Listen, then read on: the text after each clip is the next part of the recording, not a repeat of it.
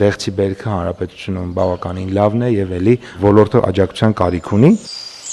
Եվրոպացի որ պաշտոնյան է պատրաստելու հայկական դեղցի կամ թզի ջեմ։ Ռուսաստանի հետ շարունակվող առևտրատնտեսական մռայլ հարաբերությունների ֆոնին Հայաստանի կառավարությունը որոշել է 425 միլիոն դրամ հատկացնել թզի եւ դեղցի մթերման համար։ Ամեն 1 կիլոգրամի համար եւ թզի եւ դեղցի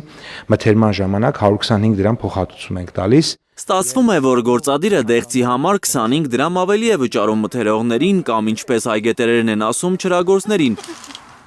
Երեքշաբթի Հայլուրի տեսախցիկի առաջ դեղցի այգետերերը բողոքել էին, որ բերքահավաքը դեռ նոր է սկսվել, բայց կարմրաթուշ պտուղը իրենցից գնում են աննախադեպ ցածր 100 դրամով։ Մինչև սեպտեմբերի 1-ը, պարոն վարչապետ, մեր կանխատեսումներով շուրջ 3000 տոննա դեղց կմթերվի։ Կարևոր է, որ մենք դինամիկ գործելակերպ ունենք եւ շուկայում առաջացած խնդիրներին արագ արձագանքում ենք եւ հիմա մեր խնդիրն է, եթե արտանման հետ կապված խնդիրներ կան,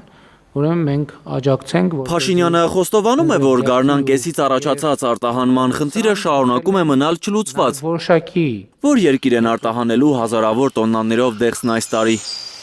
Վիճակագրական կոմիտեի տվյալով անցած տարի 11549 տոննա դեղց է մեր երկրից արտահանվել, որից միայն 11000 տոննան, այսինքն 96%-ը Ռուսաստան։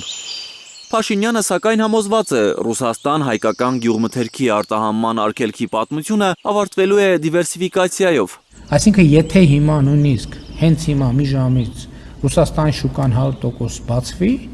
միևնույնն է մենք լրացուցիչ ջանքեր են գործադրելու, որ դիվերսիֆիկացիան տեղի ունենա, որպեսզի այս իրավիճակներից մենք ընդմիշտ մեզ ապահովագրենք։ Ռուսաստանը Հայաստանից սպասում է սանիտարական ստուգումների մասին հաշվետվության եւ ԵԱՏՄ պահանջների հստակ կատարում։